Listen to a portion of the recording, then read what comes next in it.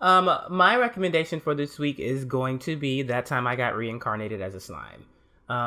It's a super recent isekai. It's one of the most popular isekais actually out right now, and we were supposed to have our fucking second season this year, and COVID happened, so we didn't get it.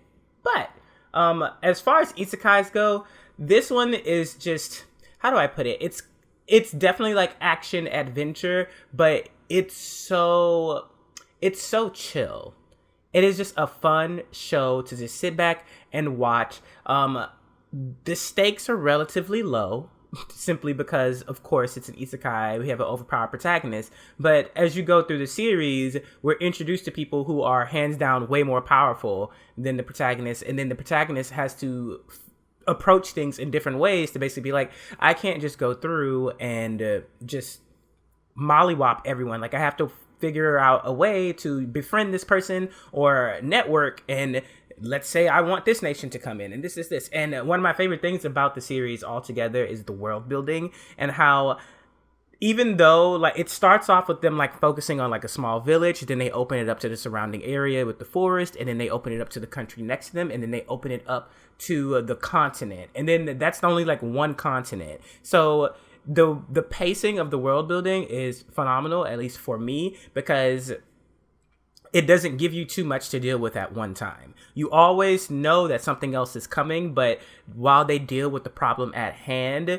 you're solely focused on that because you're like, oh, okay, this is going to explain this and that's going to explain that. And then once they open it up a little bit more, you can go back and be like, oh, so that's why this happened and that's why this happened. And it's presented in such a good way that you end up enjoying the shit out of everything. The comedy's on point. The characters are all on point.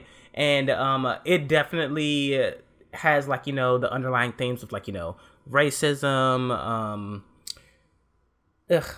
Well, don't think about that. It's not too serious about that kind of stuff, but it's definitely a thing because you have, like, the monsters, the different kinds of monsters, then the humans. And one of my favorite things about it is that the love plot line ends in one episode. It is so nice.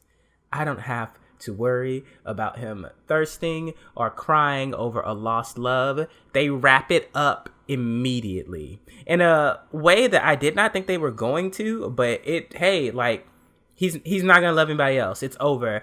It's all about the nation and the world and developing a country for his friends and the monsters. It's really, really good.